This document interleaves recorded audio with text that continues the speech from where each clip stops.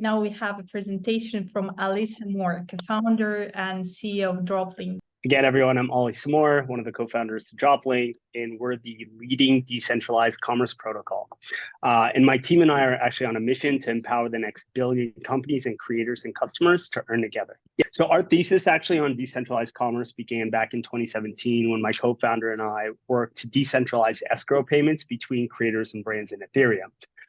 We saw the writing on the wall with the creator economy being ready to boom, but it was way too early with wallet infrastructure not being there, gas fees being too high, and microtransactions completely out of the question.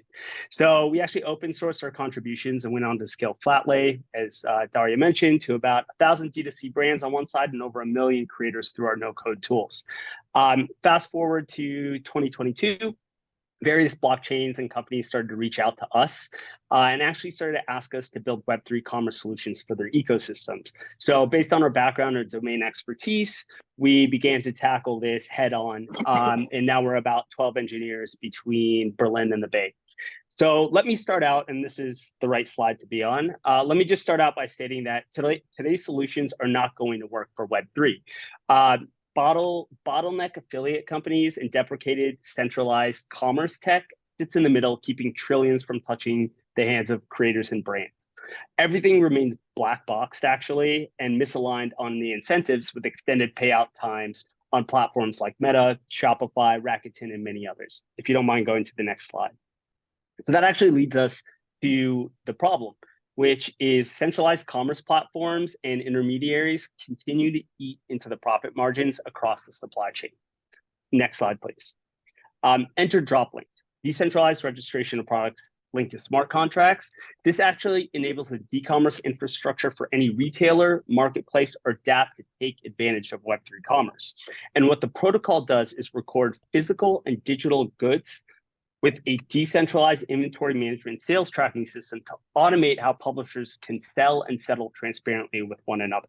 So let's first break down the 3 core pillars that are needed to sell effectively in Web3. Well, the first obviously being accepting crypto payments alongside fiat. The second being able to sell both digital and physical goods.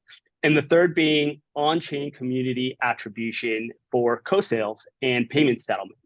Well, Droplink actually enables all of this for any retailer, marketplace, or DApp to take advantage of it. So what we actually provide is a console where authenticated manufacturers, brands, and sellers are provided with access to a decentralized inventory management and sales tracking console showing the records that allow them to transparently automate how they record and sell their inventory paired to Web3 identity. And through community-driven commerce, that actually involves creators, contributors, and the customers all now sharing from that IP and full access to usage rights, sharing that social proof and compounding their audience distribution, along with the members buying, supporting, and co-promoting one another's businesses. And so through this on-chain registration, all the product variables like color, size, quantity, description, price, commissions, and royalties are recorded on-chain based on the SKU and an inventory count. Yeah, and through that authenticated distribution, now any company can actually enable a lot of the things that you're seeing out in market, like token gating goods or an NFT on-chain loyalty program and co-selling. But these smart product listings allow for customizable rule sets on the actual inventory itself. So to actually contextualize this with the customers in the real world, we introduced Mint to Merge. So what that is actually an eco-sustainable offering that allows people to create unique, novel, one-of-one customizable merchandise with their digital assets. And I mean, we have a video here, but we only have 5 minutes, so I'm just going to cut it short and you can follow up afterwards. But what we do is when that inventory is actually created and produced and shipped on demand, we record proof of production, proof of authenticity, proof of ownership, and proof of transfer if they're selling in a secondary market. So if we break down what this all means to the stakeholders, really what the brands care about is capturing better margins, lowering their costs, and generating a higher sale of value minus their COGS, while the affiliates care about automated product links, faster payment settlement, and the opportunity to earn more. But all the meanwhile, the contributors across the network are actually benefiting from every sale. And that's kind of based into the tokenomics of what we do with the protocol itself. And so when you actually compare the operational costs, just whether or not tokenizing or not, if you are to actually streamline the way that people are selling in Web 2 into Web 3, they would save over 10% on the value of a sale minus COGS. And we're just starting to scratch the surface when you compare that to digital goods compared to physical items.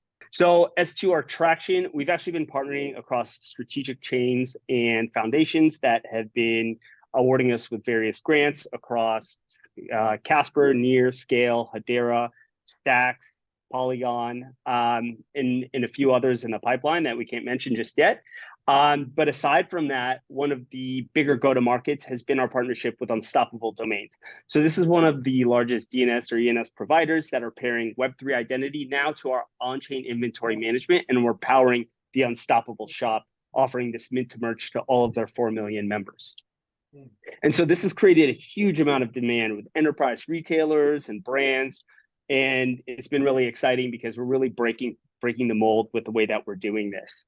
And so as a closer, we really believe the future of e-commerce is community commerce. And we're witnessing the cult brands and organizations of tomorrow being built by the strongest communities today. And so we're always looking to expand with impactful partners and contributors on our current round. We have some great backers, but if you believe in Web3 and community ownership forever changing commerce, I'd love to talk to you afterwards. So thank you. Thank you so much. And hands up for the first question. What are your investment plans and how much you're raising at this round? And what is the main purpose and how do you see the development of Droplink in the next 6 years? 6 years, 6 months, that would be great to hear from you. Thank you. Yeah, so we've been working really just on the infrastructure and the interoperability bridges between these different chains so far. And so what we're moving into is further decentralization of the protocol itself. We're actually creating its own standalone entity out of the UAE with a services business, along with a Swiss association, because everybody adopting the protocol is responsible for their own tax implications at the end of the year. So one of the questions that was asked, if it was directed to me, about a regulator asking about user data, again, the way that it works with the decentralized inventory management sales tracking system is if a producer or a brand wants to record their inventory on chain, they can decentralize that, and that's transparent. Anybody can see that.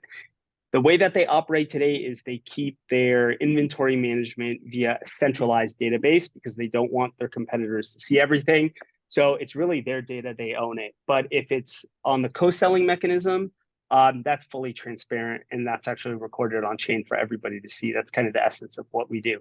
Beyond that, on the fundraise, we're raising a $5 million safe with a warrant. We've already had investments in through the Abu Dhabi government entity, actually, backing us through their Hub 71 digital assets program. A number of other strategics. So you can follow up with me afterwards regarding the current phase, but it's a $5 million round that we're currently closing on.